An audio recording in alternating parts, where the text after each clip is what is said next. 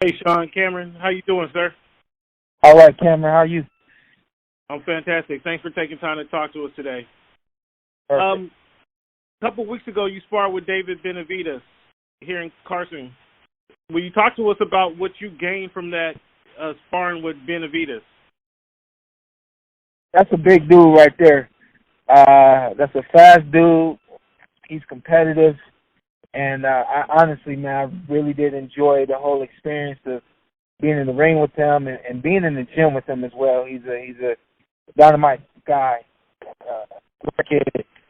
Being in the ring with him, I think at that point we challenge ourselves and find out where we were in camp. And I think we found out that the conditioning that I was in at that point was great, and we knew that we still had a couple of steps that we could take up.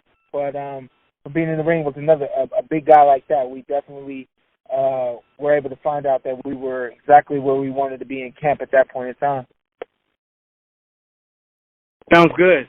Now, I see that you predicted, do I have this right? You predicted an 8th round knockout of Spence next week? Well, someone else came on the line and they predicted that knockout. I did say I liked the thought of that prediction, but I myself did not make that prediction. No, sir. Okay, so your game plan. But if you're asking me if I am going to knock him out, if I want to knock him out, heck yeah. Do I have what it takes? Heck yeah. And I think that we've come up with a great game plan, and we definitely at some point will be looking at pressuring him and knocking him out. You answered my follow-up question. Thanks, Sean. No problem. I got you. Okay, our next question is coming from Hans of Round by Round. Hey, Sean, how you doing, man? All right, how are you? I'm all right, can't complain. So, one thing I really wanted to know is, you've been in the ring with a lot of great fighters, Danny Garcia, Keith Thurman. Not a lot of people give you too much credit for your winning of Devon Alexander, because that was when he was at the top of his game, and he was a really great fighter. Is there anybody that you fought that's, maybe a little bit similar to, Errol Spence? I'm thinking maybe a Kell Brook or something like that. Is there anybody you can say? If I had to say, I would say it would be between Danny Garcia and Kell Brook. I think that Errol Spence has great boxing ability, a great 1-2, great basics, fundamentals. He's very, very fundamentally structured, a lot like Kell Brook. And I think that, he tries to dictate the pace and do the things that he likes to do in the ring a lot like Danny Garcia. So I think he's a mixture of those two. Gotcha. Follow-up question would be, does it bother you that people say that, that you can't box with Errol when, I guess your style is, really aggressive, staying on the inside and things like that, but you showed in the Ugas fight, and at least in the first half of the Danny Garcia fight, that you can fight on the outside. Does it bother you when people say that, Porter's not Porter, but Errol's on a whole different level as far as boxing, and you can't box with him? I'll tell you what, LeBron James said it himself. I'm from where LeBron is from, Northeast Ohio. He said, in Northeast Ohio, everything is earned, nothing is given. With that being said, I know how it feels to prove people wrong. I know what it feels like to do the impossible, do the things that people don't expect you to do. So it doesn't bother me that people don't give me credit for my boxing ability or say things like me not being able to box with Errol Spence on the outside, things like that. Just leaves room for me to do what I do where I come from. Where I come from is proving people wrong and doing the impossible, and that's what I'm looking forward to on the 28th. Gotcha. And just my last question for you, man. In every one of your fights, whether you were an underdog or the favorite, especially in your big fights, the odds were always really close. I think you were a slight favorite against Danny Garcia, slight underdog against Keith Thurman. Every time it's been very, very close. For the odds in this fight, it's pretty much like a blowout. They're saying it's like 10-1 in favor of Errol Spence. I know that's not something that you really pay attention to, but is it something that motivates you? I mean, I know you're always motivated, but Like, is your motivation on another level right now? 'Cause you want to prove so many different people wrong. No, the odds of the betting odds, they don't give me any more energy or drive to do anything different.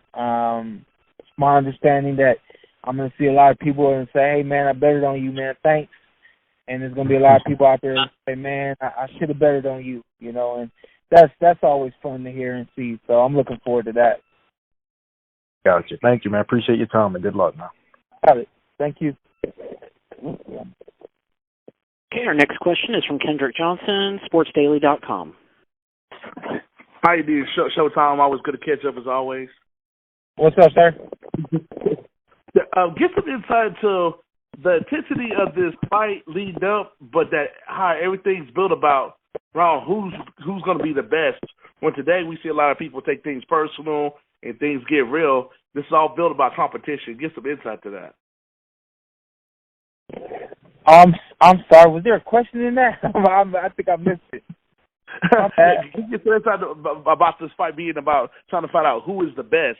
It's not about the extra stuff. Like, you know, a lot of people get into the street stuff, like the Bronas of the world, or stuff get personal. How this fight, of course, it's very intense, but the intensity is based on who's the best at 147. It's not personal; it's more business.